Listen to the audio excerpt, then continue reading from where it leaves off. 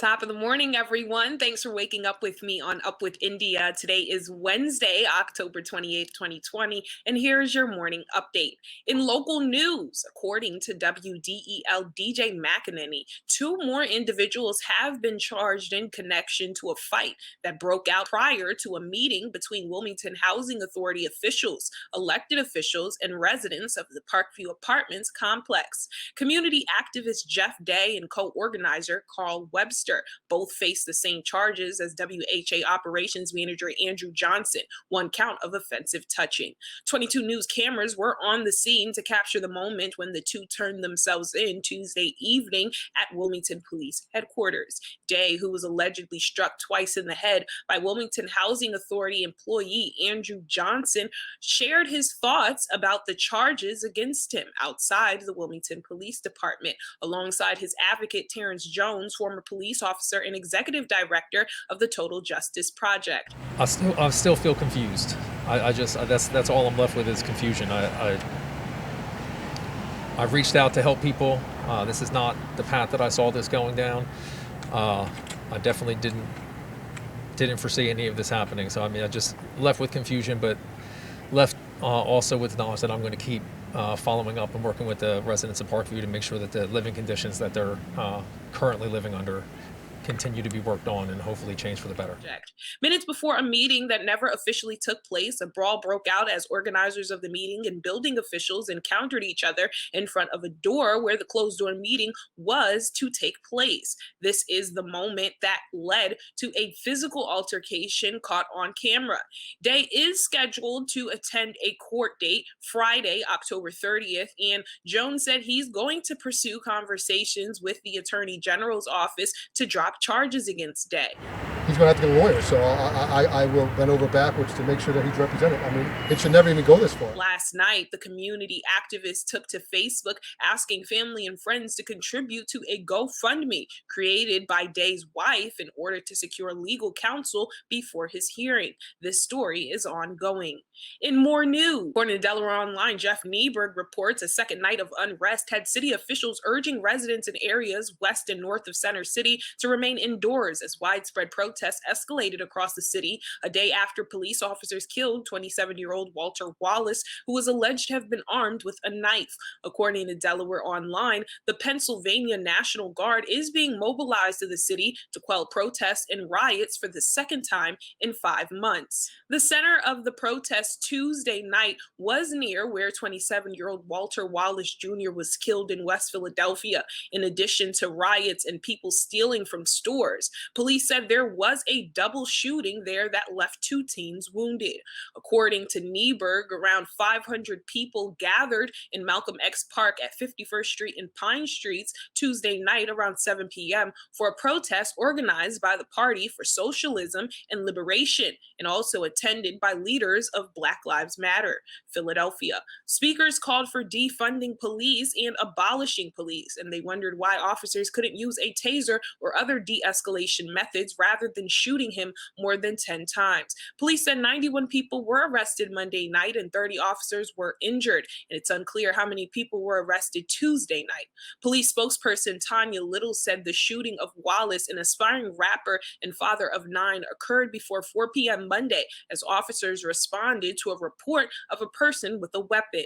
They arrived at the 6100 block of Locust Street in the city's Cobb Creek section, a predominantly Black neighborhood. There, they encountered the man later identified as Wallace, who was holding a knife. Officers ordered Wallace to drop the knife, but he instead advanced toward them. Both officers then fired several times. Wallace was hit in the shoulder and chest. One of the officers then put him in a police vehicle and drove him to a hospital where he was later pronounced dead. A lawyer representing the family, attorney Shaka Johnson, told reporters Tuesday night that Wallace had a mental illness and had been taking lithium, said he was on a regimen of lithium, and that said that he was under doctor's care, and that his wife told police that he was manic and bipolar. Police officers responded twice to the Wallace residence Monday before returning a third time. And according to WHYY, Wallace's family said they did not call for help the first two times police showed up. But when they did, the family made sure to tell officers Wallace was having a mental health crisis.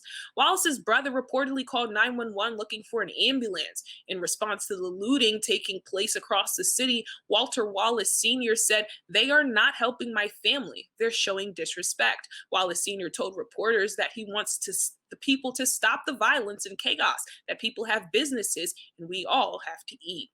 In more news, the Newcastle County Division of Police is currently searching for 28-year-old Kiana Jackson.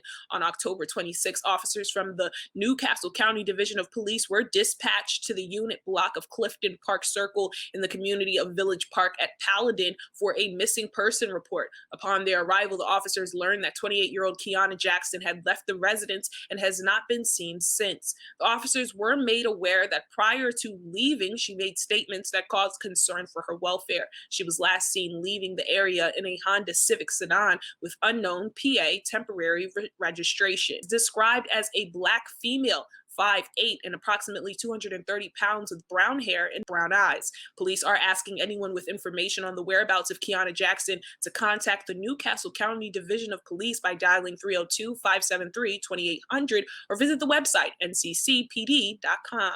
Here's politics at a glance. With 6 days remaining before the 2020 election, 69.5 million Americans have already mailed in their ballots or voted early in person. According to the New York Times, former Vice President Joseph R. Biden Jr. filled Democrats with hope and fear when he announced on Monday that he would be campaigning in Iowa and Georgia, in addition to more traditional end-of-race stops in Wisconsin and Florida. Democrats had unpleasant flashbacks to 2016 when Hillary Clinton invested resources and visited Arizona in the final days of the race while failing to set foot in Wisconsin. Risk-averse Democratic voters wondered why wasn't Mr. Biden simply spending the rest of his waking hours until November 3rd in Pennsylvania. According to the New York Times, the Trump campaign tried to paint Biden as overly confident, just as Clinton was 4 years ago, and that they encourage him to spend time and resources in Georgia, where the president is definitely going to win, said Tim Murtaugh, the Trump campaign communications director. He said he's wasting time in states he can't win. The Trump campaign deployed Melania Trump, the first lady, to Outglen, PA, and Trump spent Tuesday shoring up support in states in the Midwest with rallies in Michigan, Wisconsin, and Nebraska. According to the Times, Biden campaign is still spending ads in Pennsylvania and Florida. Trump, meanwhile, was set to make 2 campaign stops in Arizona on Wednesday, pursuing his narrow path to victory. His campaign, however, noted that he will also travel this week to New Hampshire and Nevada, states Clinton won 4 years ago. In more news, according to Daily Mail, 2 Kentucky jurors in the Breonna Taylor case have spoken out against the grand jury's decision to not charge the 3 police officers with her death, calling the police officers' actions the night of the fatal raid criminal and negligent. The jurors spoke publicly for the first time since the controversial September 23rd ruling in an anonymous interview with CBS This Morning. Cameron last month said the police officers could not be charged with homicide because their actions were found to be in self-defense after Taylor's boyfriend opened fire on police. But the 2 jurors claimed the panel was not even given the option to consider those charges. Juror number 1 said the jury was told those charges would not be included because the prosecutors didn't feel they could make them stick. He described the cops' actions as negligent, saying they couldn't even provide a risk assessment, and it sounded like they hadn't done one. Juror number 2 said he believed the officers' actions leading up to the shooting were criminal. He said the way they moved forward on it, including the warrant, was deception. The interview comes after one of the anonymous jurors came forward to claim that the panel was not given an opportunity to consider homicide charges against the Louisville police officers involved in the 26-year-old EMT's death. In more news, according to CNN, there are 44 potential COVID-19 vaccines in human trials, but experts say we may not know which ones work best or whether they work at all until after people start getting them. That may mean settling for a vaccine that prevents severe infections instead of providing outright immunity. The Trump administration is set to announce soon that Medicare and Medicaid will cover out of pocket costs for any potential coronavirus vaccine that's granted emergency use authorization. More than half of U.S. states reported their highest daily number of coronavirus cases ever this month. Some areas are back to the way they were at the first dark peak of the pandemic, with packed ICUs, taxed medical systems, and victim remains filing refrigerated units. CNN also reports the U.S. economy has rebounded over the last few months, but experts worry the recovery is losing steam. To add to the uncertainty on the ongoing stimulus scuffle in Washington could lead to further pain in struggling sectors like the travel industry and among small businesses if aid isn't issued soon. A CNN analysis shows hotel occupancy is 29% below crisis levels and open table reservations are 56% from before the pandemic. If the 2009 recession is any measure, it could take the airline industry 5 years to recover from the economic toll of the pandemic. Eased coronavirus restrictions have boosted oil demand, and oil companies like BP have seen slim profits. But with COVID-19 cases on the rise again, the oil sector's slow recovery could reverse course at any minute. In international news, at least 8 children were killed and a dozen wounded after attackers stormed a school in southwestern Cameroon with guns and machetes on October 26, 2020, according to the United Nations. The men arrived on motorbikes dressed in civilian clothes and attacked the private Mother Francisca International Bilingual Academy in the city of Kumba on Saturday.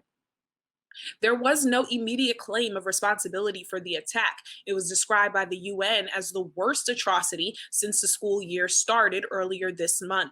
It was not clear if the attack was linked to a struggle between government forces and armed groups in the English-speaking West seeking to form a breakaway state. The region has seen unrest between Anglophone groups and government security forces in 2 Western districts. The conflict has cost more than 3,000 lives and displaced hundreds of thousands of people. What are your thoughts on today's news? Don't forget to like and share on Facebook and Instagram at WITN22Wilm. Thank you so much for waking up with me on Up with India. For more news, updates, and information, follow us on social media at WITN22Wilm.